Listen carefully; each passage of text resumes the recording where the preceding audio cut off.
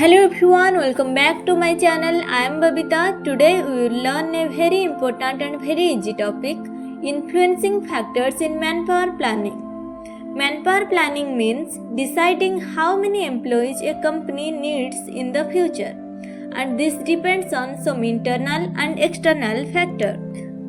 Part 1, internal factors inside the organization. Internal factors मतलब जो company के अंदर होते हैं उन पर कंपनी का फुल कंट्रोल होता है।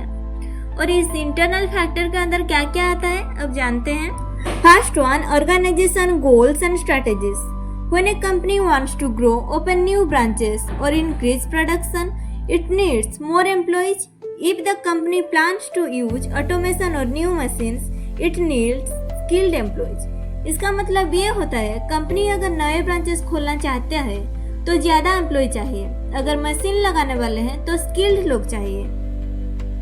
Next one, HR policies. Recruitment rules, promotion policies, transfer policies, all this affect manpower planning. If policies are strict, hiring becomes slow. If policies are flexible, manpower planning becomes easier. इसका मतलब ये होता है promotion, transfer, hiring rules ये सब manpower planning को direct affect करता है। Next is employees performance. If employees perform well, the company does not need extra manpower, but if performance is poor, the company में नीड मोर वर्कर्स और मोर training. इसका मतलब ये होता है अगर एम्प्लॉयज अच्छा परफॉर्म करते हैं, कंपनी को एक्स्ट्रा लोग नहीं चाहिए। अगर परफॉर्मेंस लो है तो एक्स्ट्रा मैनपावर या ट्रेनिंग की जरूरत होता है। Next is working conditions. When working conditions are good, employees stay longer in the company. Less turnover means less need for new hiring. इसका मतलब ये होता है अगर कंपनी का एनवायरनमेंट अच्छा है तो एम्प्लॉयज कंपनी नहीं छोड़ते हैं, जब लोग काम छोड़ते हैं हायरिंग भी कम होते हैं। Next one, budget availability. It means if the company has a low budget, it cannot hire many employees. If the budget is high, hiring can increase. इसका मतलब ये होता है अगर कंपनी के पास पैसा कम है, हायरिंग कम होगी। अगर बजट ज़्यादा है, हायरिंग बढ़ सकती है। Next one is current workforce skill set.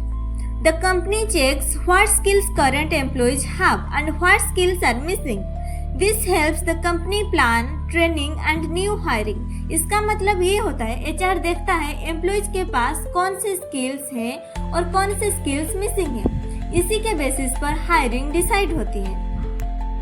Part 2, external factors outside the organisation. External factor मतलब जो कंपनी के बाहर होते हैं और कंपनी उनको कंट्रोल नहीं कर सकता है। चलिए जानते हैं क्या क्या इसमें आता है। First one is labor market conditions. If skilled workers are easily available in the market, hiring becomes easy. If skilled workers are not available, manpower planning becomes difficult. इसका मतलब ये होता है मार्केट में स्किल लोग अवेलेबल है या नहीं, इससे हायरिंग इजी या डिफिकल्ट होती है। Next one is government policies and laws. Labour laws, reservation rules, minimum wages. Companies must follow these rules. These rules directly influence manpower planning. इसका मतलब ये होता है minimum wage, reservation rules, labour laws company को follow करना ही होता है। Next one is economic conditions.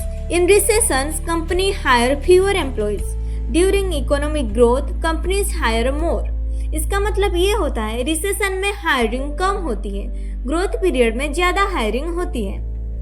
Next one is technology changes. Technology changes very fast. New machines and softwares require new skills. So the company must plan training or hire new skilled employees. इसका मतलब ये होता है नई technology आती है तो new skill चाहिए, कंपनी न्यू ट्रेनिंग या न्यू हायरिंग प्लान करती है।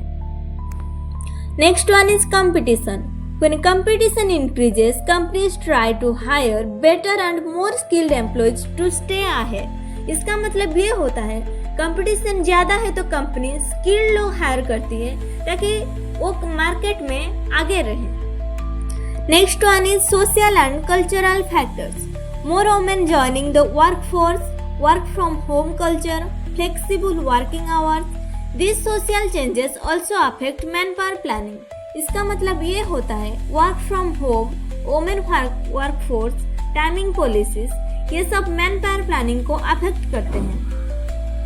In summary, manpower planning is influenced by internal factors like goals, HR policies, employees' performance, working condition, budget, and employee skills. It also influenced by external factors like labor market, government rules, economy, technology, competition, and social trends. These factors help the company decide how many employees are needed and what skills are required.